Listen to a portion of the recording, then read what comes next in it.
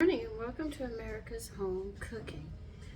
I have a Boston, it's not a Boston butt, we just call it the pork butt here in Staten Island.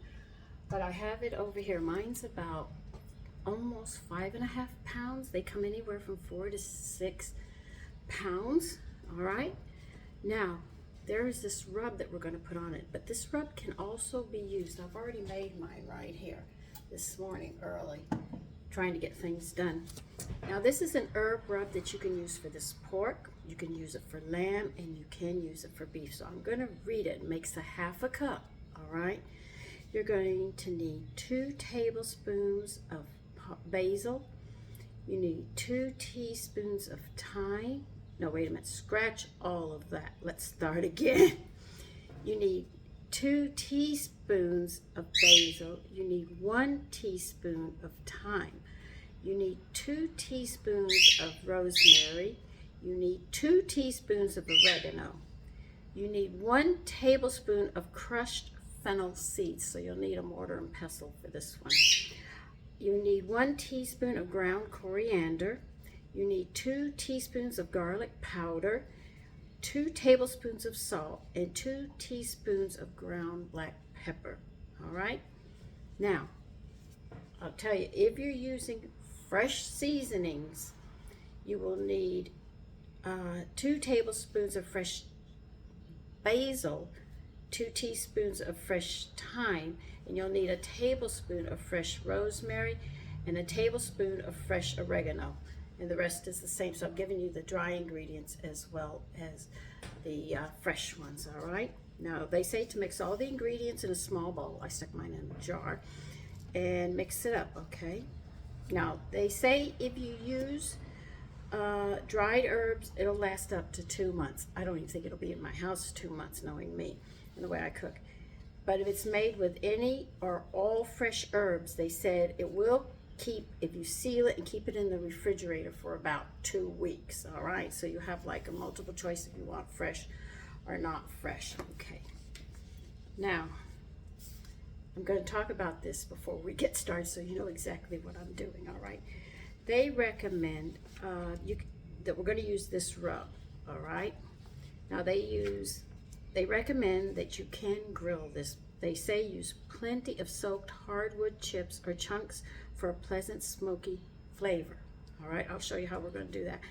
They said the pork butt should be cooked at 200 to 250 for 4 to 6 hours.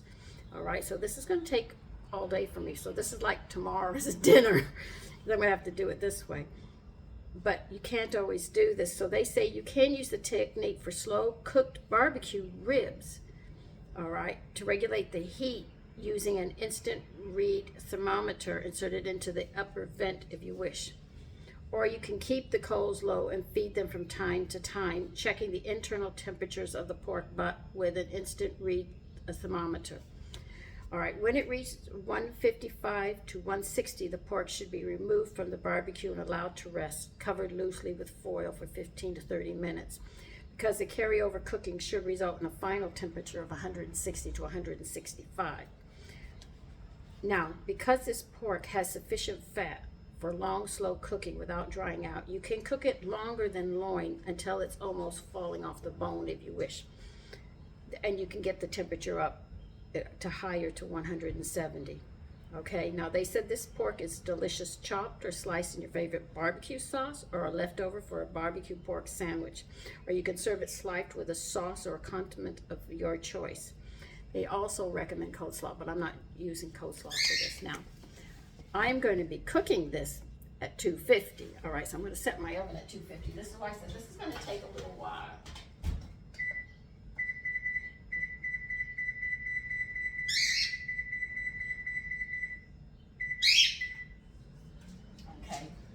Because I'm not doing it outside and I don't have chipped woods, I'm going to put some water in this. I'm using cold water. So that's not cold, I just finished using hot water rubber. It is now. Now I want this smoky flavor. I don't have the chips and I don't have all these things, but I have this. So what I'm going to do fingers crossed. How you experience? I am going to put this in, okay?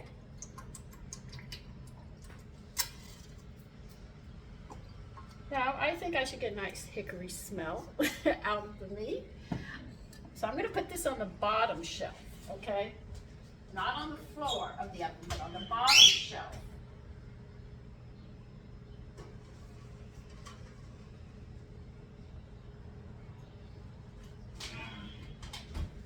All right, now like they told you, need my roasting pan. I'm gonna have to put something on this.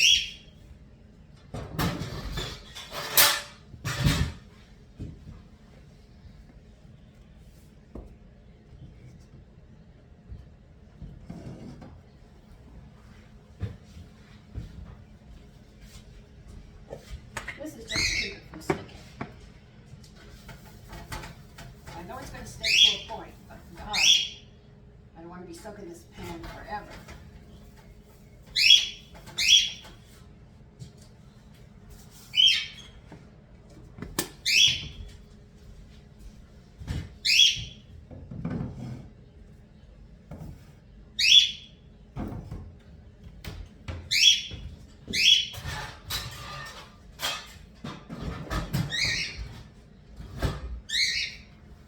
Now, if they have removed the bone,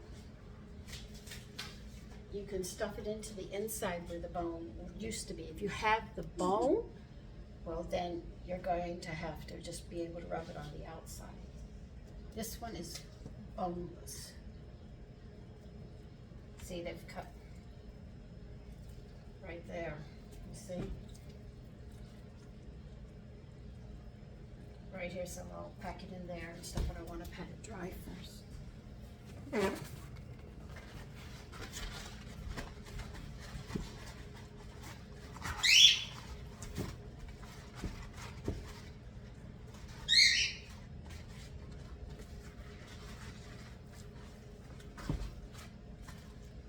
they said there'd be that one that just sits in there. Yeah.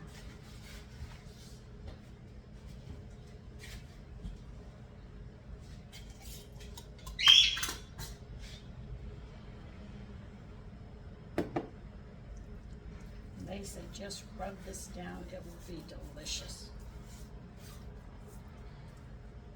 I'm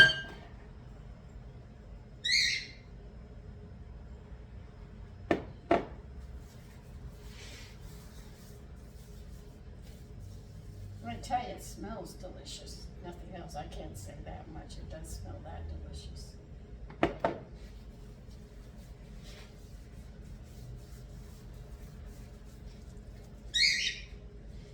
We are going to cook this very, very, very slow. Like you saw, I put the temperature at 250. So this won't even be ready till much later today.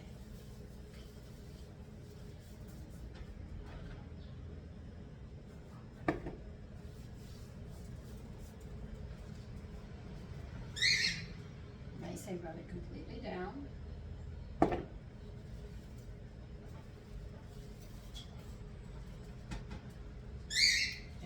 Are going to put that in the oven and let it cook and cook and cook.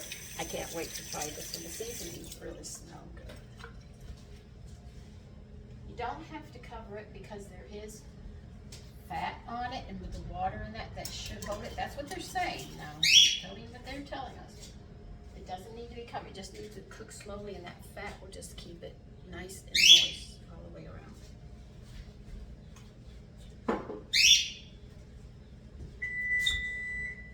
So we'll get it in the oven.